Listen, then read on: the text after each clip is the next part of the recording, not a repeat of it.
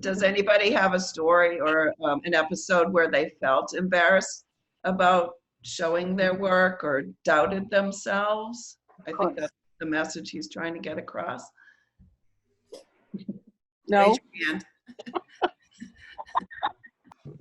I actually teach adults to paint. I have a studio in New Jersey, and I also teach down here in Sarasota. But the women that I teach, and I teach primarily women, I teach men sometimes too, but they're very insecure about their work.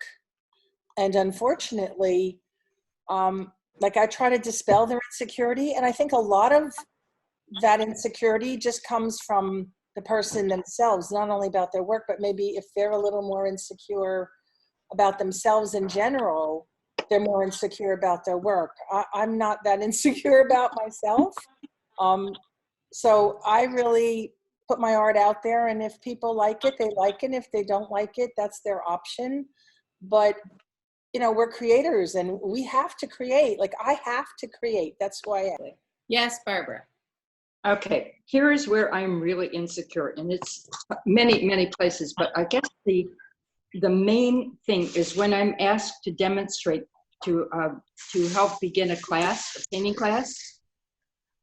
For sure, I can't do it. I just want to, explain how to get going, and I make the wrong gestures. I lose my.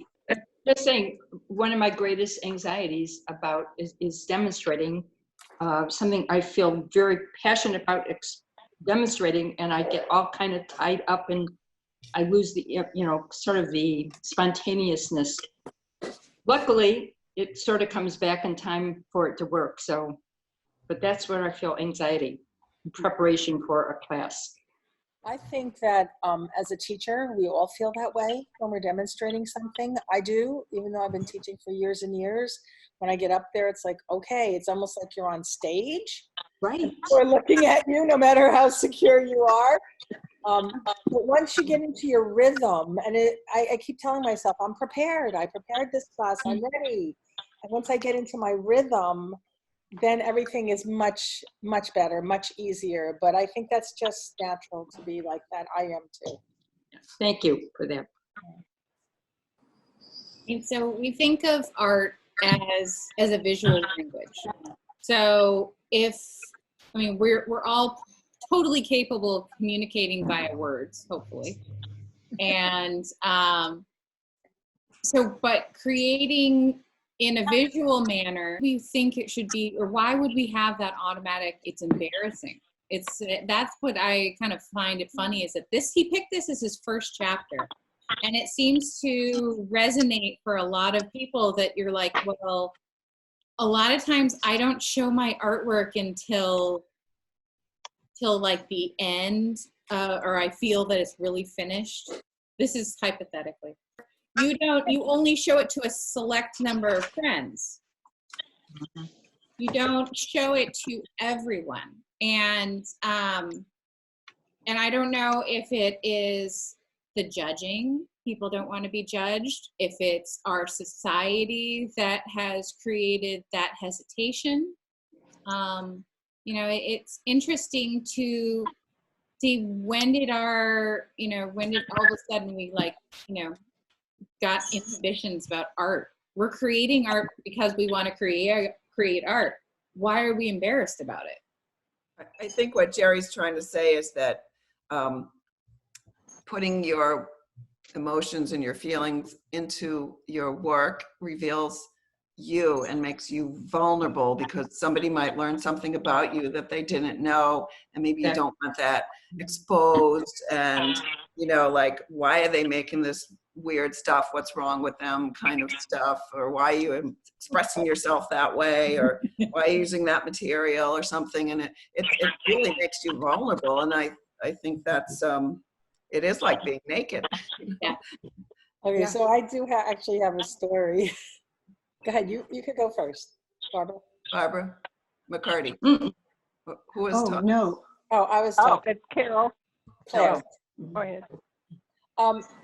I've done a lot of realistic painting for a lot of years, And as I've been painting and painting and changing mediums from acrylics to oils to watercolors, now I'm also changing my style.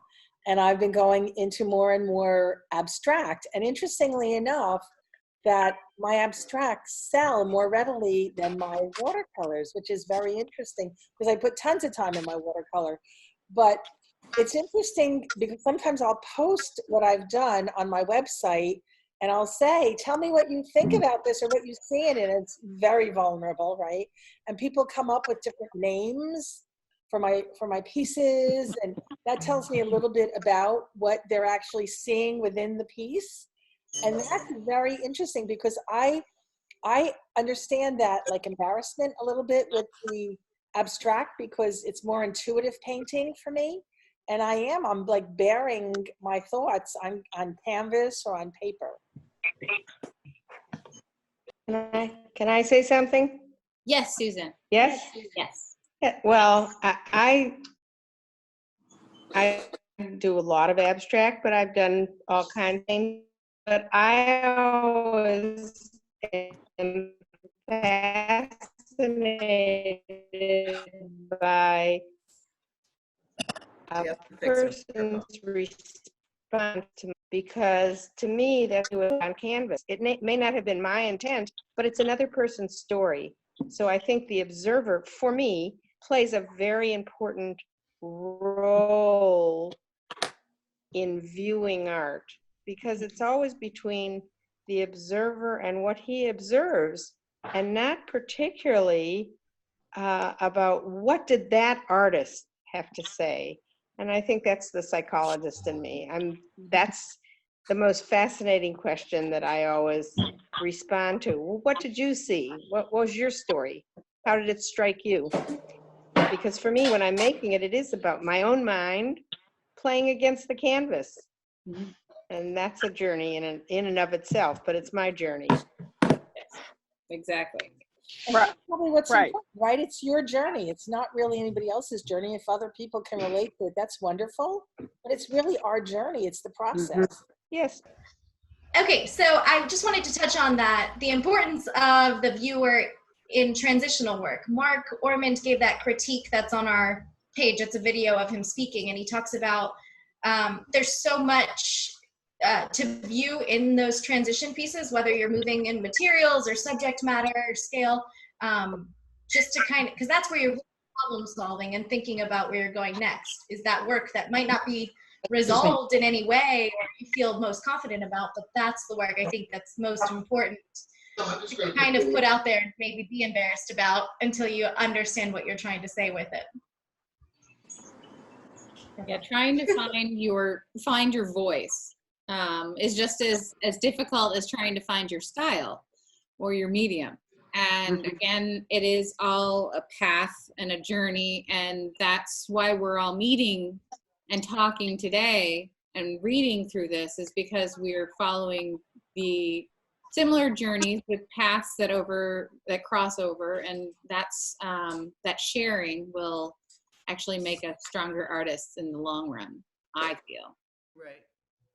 I think sometimes that, especially with new artists and when you're teaching people who've never done it before, they have a set idea of what it's supposed to look like and they don't have the skills yet. And so they're insecure about that. I had a student years ago when I taught landscape, on-site landscape at, used to be Vo-Tech. And this guy was absolutely fabulous. He was better than Grandma Moses. And he quit the class because he couldn't make it look like other people's. He was so talented, but he wanted to make it look exactly like his buddies, which was not that great. So I think it's skill level. And I agree with what Danielle said. The pivotal pieces are really informational. And oddly enough, for me, a lot of times, if I'm willing to show them, sell, because somebody picked something up in it.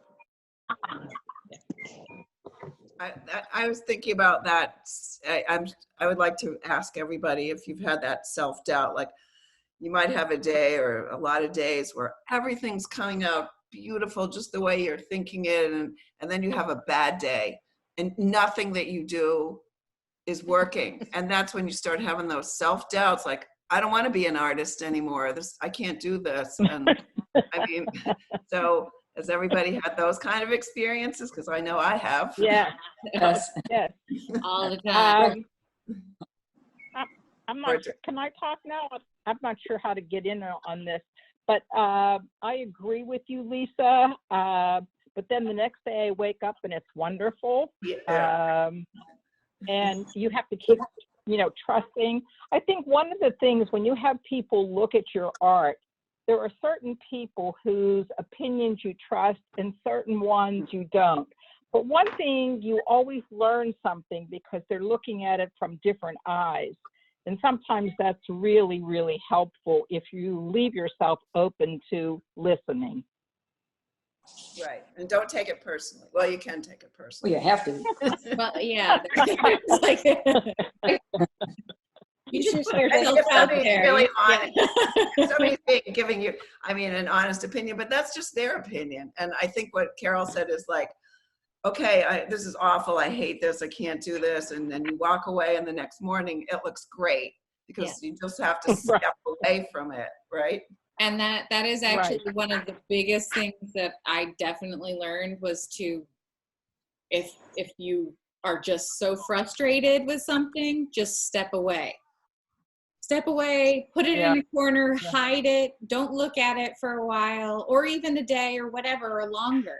And then you come back to it and it becomes, that spark that was there when you first started it comes back. Yeah, you look at it the next morning, you're like, I'm a genius, This is so amazing. I think we've all gone through that. I'm not really making art anymore because I have to run this organization, but I watch everybody's process, and it's just so interesting to me how, people that maybe we don't think their skill level is up there, but they're so confident in themselves. And you know what? You just have to enjoy that enthusiasm. And then some people that are so amazing that doubt themselves. Yeah. So it's really interesting to see that with all different artists. Yes. And the thing is like I always love how the people are like, oh yes, their confidence comes out in their work. And then I talk to the artists and they're like, no. I had no idea what I was doing. I didn't understand anything. I was just gluing stuff on. Or this color just spoke to me at the moment. So, it's always interesting to hear the two sides of the story. And that's what it is. If only we could hook up little microphones to our artwork and say, all right, people are going to walk by and you get to hear what everyone says about your work, a good thing and a bad thing. As long as they don't say, oh, my 4-year-old could do that. That's why I never put anything in an art fair, because I don't want to hear them. Now that's very interesting. And then they keep going. How interesting is it? Like, they just don't get it. They don't get it. People like that, they don't really get it. And you just have to push people like that just out of your mind, because you can't let other people's opinions of your work really affect the way that you work personally. That's right. Because you don't know where they're coming from. What makes them the pro to judge your work? It's also our job as teachers and educators and people who work at an art center to help to make the public less ignorant, for lack of a better word. And that's why we do. I don't think that's ever going to happen, but we engage them in conversations, and we bring school groups through, and those kids have bigger vocabulary than some of the people who come through to look at the artwork, which is great. Right. And encouraging, because that creativity and that curiosity is what I think is the reason why people come into art galleries in the first place, and art museums, and they want to look at art, is because they want to, they want to, in some unconscious way, be inspired too. Right. That's one of the issues. If I may have just a moment, I think it's really valuable to hear what an artist has to say about their work. You know, when we have a show at the Art Center and the artist is there to talk a little bit about their work, or a museum, or if you can visit a person's gallery and see, you know, how they work, not just their process, but what's in their heart and their mind, what emotions do they have.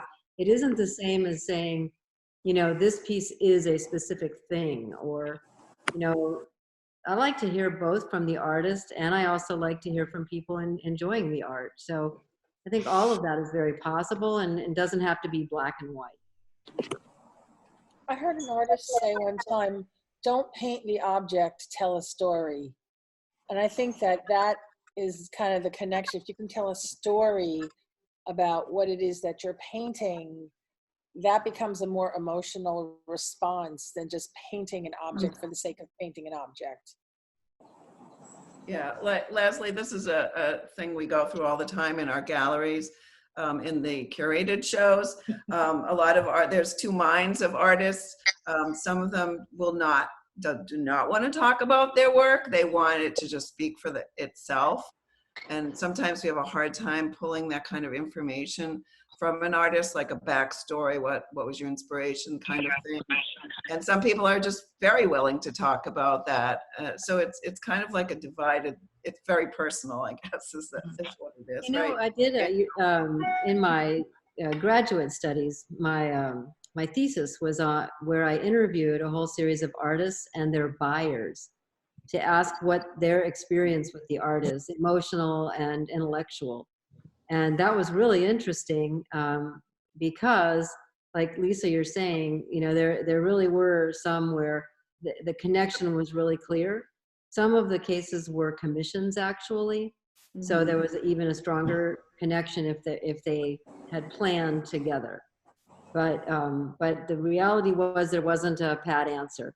You know, sometimes the buyer, I mean, I felt like why I wanted to choose buyers and not just viewers.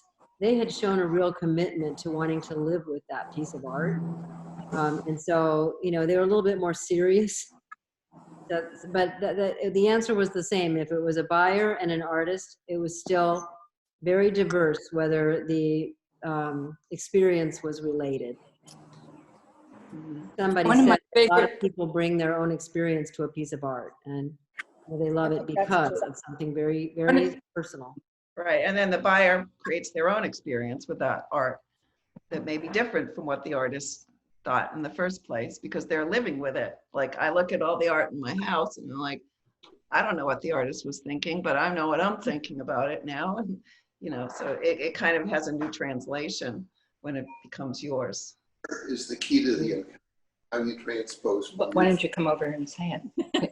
We have another. Keri, come on. You know what? So he is the only man in the room. May I say that for most of us, when you use your hands or whatever to create your art, you're really unlocking a part of your unconscious into the work that you're working on. So whatever you bring with your accumulated knowledge to the table or to the palette, you know, you are unlocking through your fingers. So if people are insecure because of their insecurities, that's what they probably are in other works of their life. That's right. Yeah. Yeah, anyway, I'm just listening in the background, so this is a wonderful discussion. I'm happy to be eavesdropping on it. Thank you. Anybody else who haven't spoken yet want to pipe in? I'll just say one thing about. I'll tell you what I'm thinking about. This is Kathy Blake. And can you see me? Because I can't see myself. No, we can't see. You have to click on your video camera. Okay. Where are you? Here I am. Okay. What I was thinking about is particularly about art centers and the local artist community and so forth. Something that I love about the shows is that thinking about don't be embarrassed but you know, our subject there for the chapter. I love that people are proud of what they did, that they want the community to see it, they want their friends and family to see it, and regardless of their skill level or their creativity or so forth, just the fact that they're so proud of it and that they have this place to show it. I love that about it. Mhm. They're not embarrassed. They're proud. One of my favorite parts of teaching is we have a critique, kind of, especially in all-day class, a critique after about 3 hours and a critique right before the end of the session. I love having people talk about what the process felt like, where they were at the first 3 hour time, and how they feel about the completion. It's such an intimate, beautiful experience, especially when people become familiar with each other in the class, as my classes are. They're confident that they can speak before the other number of people and reveal something so precious about how the experience felt and what the result, and not too self-conscious about what other people think, but take it in, the comments. But the personal expression, which is the name of the class, by the way, is such a joyful thing to hear. And yeah, thank you. I think what's also I think in interesting. school that's where oh sorry Ken. I think in school that's where I got over that embarrassment. Exactly that, Barbara. You know, having everyone do a sketch of a figure, say, and then 5 minutes in, when you feel like you've just gotten started, you have to get up and walk around the room and look at everyone else's and talk about the work. Yep. And that really, I think, is that immediacy of mid-process talking about what went wrong so far and problem solving with the group to kind of work forward. It's really helpful for me. The classes that I do when I work out of my studio in New Jersey are like 5 hour classes. We do one of those every week. And it's interesting because they're working on something for 5 hours, which gives them a fair amount of time to complete something. And then at the end, we do a critique. And at the end, it's so interesting because everybody's like, oh, I don't know, I'm not sure, blah, blah, blah. And then I pick it up, I put a mat around it, I hang it up, and they're like, wow, that's pretty good. It starts looking like art. You throw that mat around it and you take it away from their direct interaction with it, and they step back and everybody else is looking at it, and they recognize that what they're doing really is great art. And I think that it's so interesting, like you have to almost separate yourself, right, from that working environment and then put it aside for a while. Like even for my own art, when I do something, I'll put it aside for a day, a week, sometimes 3 weeks, but I'll keep looking at it every day, trying to determine, okay, this needs to be fixed. What should I do with that? Or I find if I take a picture of it and I look at it, if I look at it on my phone right away or my camera, I can see exactly what needs to be fixed on it. But it's art. And when you look at it from a different perspective, they recognize that what they made was art. Exactly. So I have one other question to pose to you guys today. So, I have a few others, but the one that I want to know is everyone actually creating right now? Are you in your head or are you in your studio? Thumbs up if you are. Or what? Or making art. Are you making art right now? Yes. No, I'm in a funk. Yeah. I'm making crafts. I would say they're crafts. I'm making little sketchbooks, and I'm making paste paper, and Who said that? what's Who's that? saying that about the crafts? I can't. It's of you? Kathy. Kathy. It's Okay. Kathy talking. Yeah, and so that's what I've been doing. And little greeting cards, watercolors. I'm just playing. I'm doodling. I'm playing around. But I'm also thinking about a project. Right. Yeah, well, we're expecting after this, or we don't know when it's ever going to end, but a lot, artists reflect what's around them, and we feel like a lot of artists are going to respond to this pandemic. Oh, yeah. In their artwork going forward, maybe in our next exhibition, not the one that's It's going to be online, the members show, but hopefully we'll be able to have the national show in August. And just like this is an election year as well, and we usually do a political sort of themed juried show. It's not mandatory, but a lot of artists like to express their inner feelings about what's going on politically, or so we're anticipating going through the rest of this year having a lot of responses from artists reflecting on this time period, that they were isolated or angry or mad at the president or whatever. So, you know, just if that's right. inspiring to anybody, I don't know. Go for it. You could name that exhibition PP&P, politics, pandemic, and painting. PPP, yes. We got a PPP loan, so yeah, it's appropriate. That's why we're still all employed. What are you doing, Elizabeth? What are you doing? Well, I am doing these online things for you guys, actually. I've been creative in a different venue, not in so much my own, but more of coming up with creative opportunities and being able to inspire you, which it then inspires me, because then I go, I want to go back into my studio, so I'm cleaning it. It's a good thing. Oh, that's good. Yeah. So You're becoming queen of Zoom. Books. You're becoming queen of Zoom. Yes, I'm getting very good at it. I'm trying. Do you guys want some other book suggestions of what I think we might, I found inspiration from as I was like trying to come up with questions for this. So we have, of course, Jerry's. This book is available on Amazon, or you can get it as a Kindle book. Yep. Or you can have the hard copy. Yay! Good one. It's You a do good not one. need to have the copy to read along, because I will be reading the first chapter every day, or the Right. beginning of the chapter.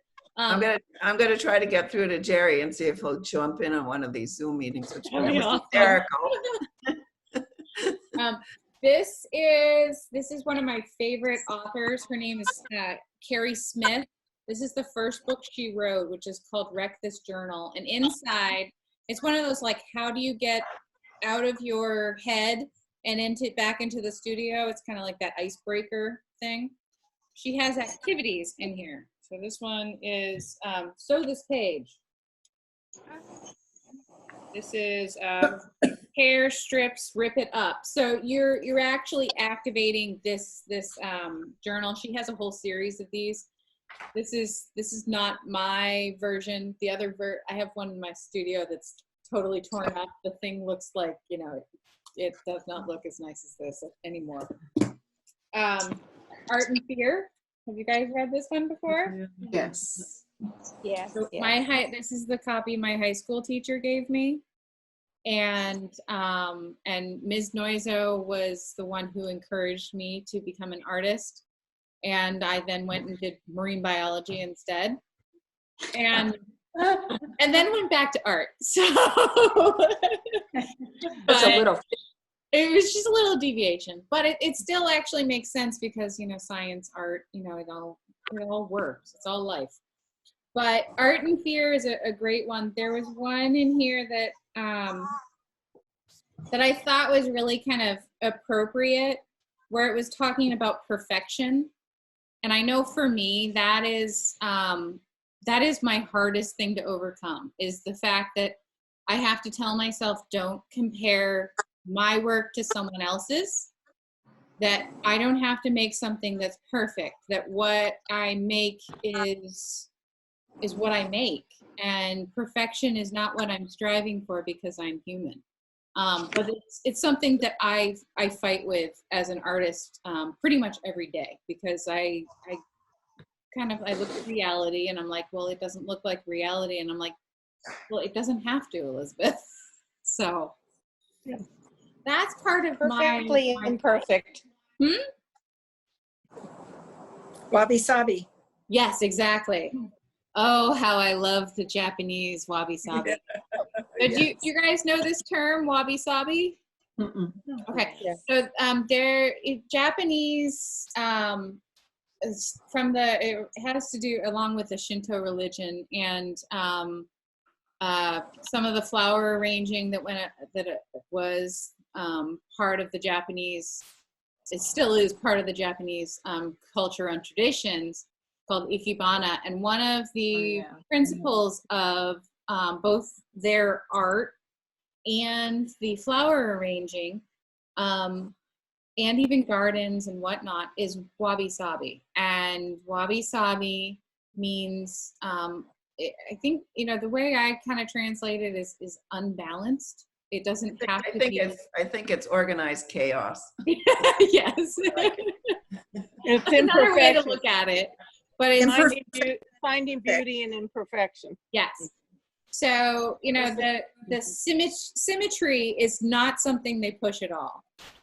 Whereas in the Greek tradition of art, symmetry is what produces beauty. So if we look at the nudes and the sculptures that were coming out of Greek and Roman artwork, we were always seeing something that was very symmetrical because that was the perfection of beauty. I mean, even the David has that symmetry. If you look at him not from where you're standing on the ground, he looks really weird. But that's because that was that forced perspective that Michelangelo used. Now, the Japanese, with their asymmetrical push towards art, is kind of, it works very well for abstract and also contemporary artwork right now. Because you create balance, but you create balance within your painting or within your work in different ways. You don't do it just because you have one red spot here and one red spot here, and then that's the painting. You do work with lights and darks and weight and line and movement and void. So there's so many different levels, and that's what's fascinating, and that's why I'm glad we're doing this book club. And I hope I didn't digress too much. Thank you. There are exercises in Jerry's book too. Yes. Anybody gets stuck, just kind of stepping I out of Do you their have work. other books too? Or I have one. see. It's art at the speed of life. Oops. I think she got a phone call. Okay. So I Lisa. think we can Yeah. And this was when Cloth Paper Scissors was publishing. It was one of their books, and it's Carriker, Carriker, motivation and inspiration for making mixed media art every day. But that can be applied to anything. So, and I just want to make a mention. I've talked to a lot of professional women artists over the years, and we all said the same thing basically. Getting from the kitchen, the housekeeping, making the bed, you think you have to do everything before you go to the studio. And by the time you get to the studio, it's 4 o'clock in the afternoon. Too tired. Not the Go to the inspiration, studio it's getting in first. there. Yeah. Yeah. I mean, art is a job. You say, okay, It well, is. I'm going to be working from, these set hours in the studio. I mean, that was how my professor explained it in college, and he was like, art's a job. You're not going to be just doing, you can't do it on the side. You have to actually dedicate time to it, which with a full-time job is difficult now, but I'm trying to work on balancing that. Danielle is doing a way better job. How are you managing to do that? Energy drinks and late nights, I think. But yeah, look, since I've been working from home, I've got a bunch of new paintings started. You guys can see those. But yeah. Good job. No, it's a hard balance. It is.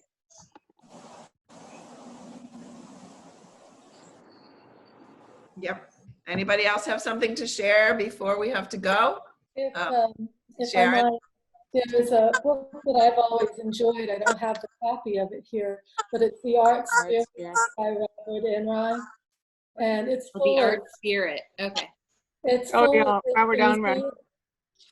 it's Yeah. full of very interesting observations. He taught at the Art Students League, I think was a mentor of William Merritt Chase, among others, and his words of wisdom are good. And it's the kind of book you just dip into and find something that resonates. And the other thing that I've found that I do when I walk of late, I've been listening to a podcast by The Savvy Painter. I don't know if any of y'all have come across that or not, but this woman, Antrice Wood, interviews different artists. And she has not really a formula, but she has a certain set of questions that she asks. And you hear about how different artists of all types are handling their careers and finding time to work and juggling children and all that kind of thing. They're very interesting. I find myself wanting to answer back, oh yeah, this is what I did, or that would work for me. It's just a good podcast to listen to. Thank you. Thank you. All right. So I wanted to mention real quick, Elizabeth, if you don't mind. please. We are going to start doing some Facebook Live studio visits. Wednesday is the first of those. So it's kind of exactly that podcast, Sharon. We're focusing on local artists who participate at the Art Center. But that's what that live stream is going to be. It's a series of me seeing the studio, seeing what they're working on, and asking them the questions about why they're creating work, where they see their work going, and all of that. So this Wednesday, it'll be at 5 o'clock. And Savannah Magnolia is the artist that I'll be interviewing. Her website is Melting Magnolia. She is a very recent Ringling graduate who's won the Kennedy Prize last year, several grants already to continue working, and she's got a bunch of new work. She's been at home for the last 6 months working full time, so it'll be great. So I'm going to try to do those every week, and I'll be reaching out to several artists to do those. That's great. How did you say you were going to, is it a Zoom invitation? How do I get on This that? is going to be it will be a Facebook Live stream so Okay. that anyone can watch. So it will essentially be a Zoom call that you can comment on instead of be a video participant for. Okay. So it will be 5 o'clock on Wednesday. Is it going to be What was that, through, Lisa? it's going to be through the Art Center Facebook page? Yes, Great. through the Art Center Facebook Maybe page. we'll So if post you're it a on friend, Post it on our website so people can get the link, or if you're Yes. not on Facebook. The book club is going to be meeting once a week at this time, 2 p.m. And we're also doing Art Salon, which meets twice a month. The next one is going to be on the 22nd on Friday at 4 p.m. from 4 to 5. We're going to be talking about land art. So in case you missed the last one, which was on Anish Kapoor, you can see that as soon as we get it posted to the interwebs. And so it should be tonight. Tonight, okay. So are we going, I'm sorry. Yes. Maybe I missed this. I was writing down some things. But are we going to be continuing with this book again? Mm-hmm. Okay, each week. Each week we'll read a new chapter and discuss it. Sometimes it may be we discuss 2 chapters, but who knows? But at the same time every week. Same time every week. Monday at 2. And you're sending us links every week for this? Yes. Yes. Good. So chapter 2 is entitled "Imagination is More Important Than Knowledge." Thank you, Albert Einstein, for that quote. you. All right. We will see you guys next week at 2. Thank you. Thank you. Thank you. Bye. You might encourage me to Go go make and some paint. art. Make Good. some art. Go make some art. Bye-bye. Hi, Elizabeth. Bye. Thank you.